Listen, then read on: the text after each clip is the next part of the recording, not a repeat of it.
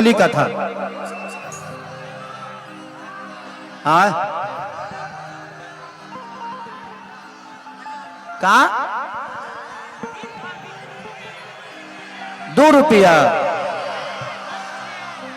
कि 2 रुपया हो 2 रुपया कि चोली रंगाई दे हम 2 रुपया हो कि लहंगा रंगाई 3 रुपया। उमंग मत करो पगला, नाचो नाचो लेकिन बाँचो,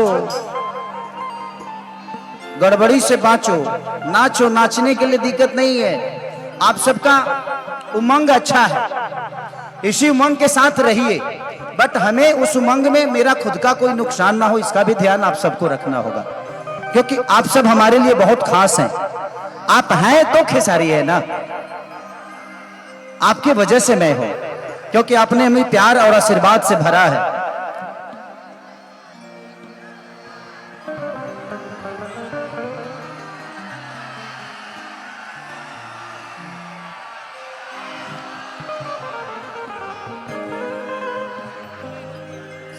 हाँ?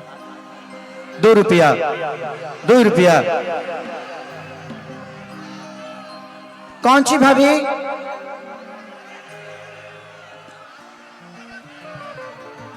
क्या करूं?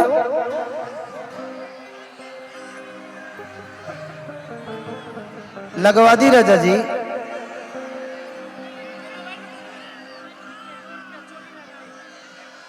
दो रुपया। ये भाई, ये रवा तो नीमन लयदार बनी जी। भाई भाई भाई भाभी के माने के परी भाई, गाना के पहचान है इनको कि गोरी तोरी चुनरी बझल कौआ जान मर लहंगाई लखनऊआ। लेकिन फरमाइश है उनका 2 रुपया 2 रुपया कि 2 रुपया हो 2 रुपया। हाँ 2 रुपया हो 2 रुपया। चोली रंगाई दे हो 2 रुपया हो, चोली रंगाई दे हो 2 रुपया हो, साया रंगाई 2 रुपया। हाँ साया रंगाई 2 रुपया, साया रंगाई 2 रुपया।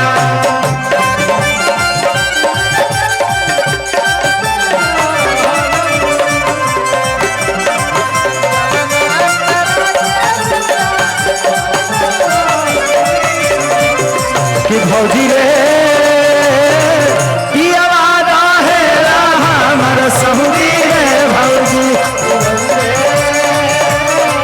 की आवारा है हमर सहुरी रे भौजी। हाँ सोया रंगाई 2 रुपया।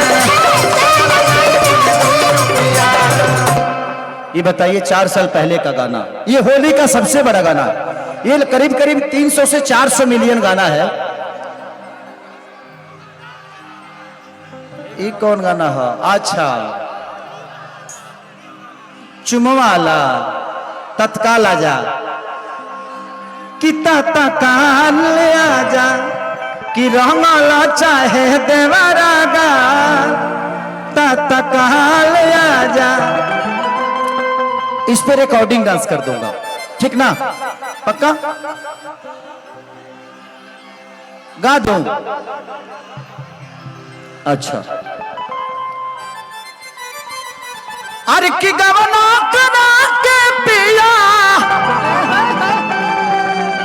गईला नहीं ताल ताता काल आजा।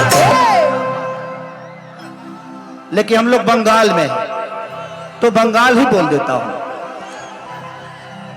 अरे की गवना करा के पिया अरे गईला बंगाल ताता काल आजा, हो ताता काल आजा, रहमल चाहे राह देवरा काल ताता काल आजा। रहमल चाहे राह देवरा काल ताता काल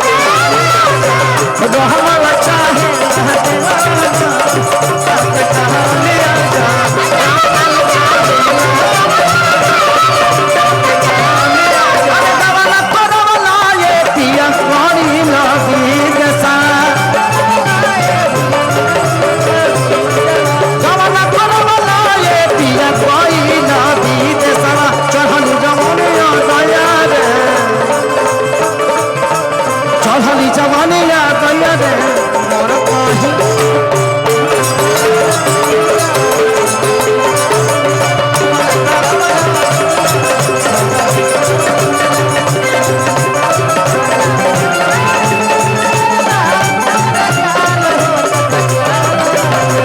औरतिया कहतिया कि कोटी मरबे राजा घर नहीं आई बजे कि मेहर गवन हरि के एतना सताई बजे तो कोटी मरबे राजा घर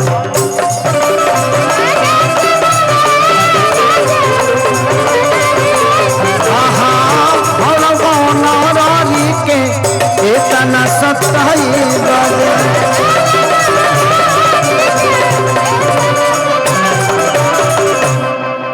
कि अबे को होता अरे राजा हर साल ताता काले आजा होता काले आजा रहमल चाहे ताता काले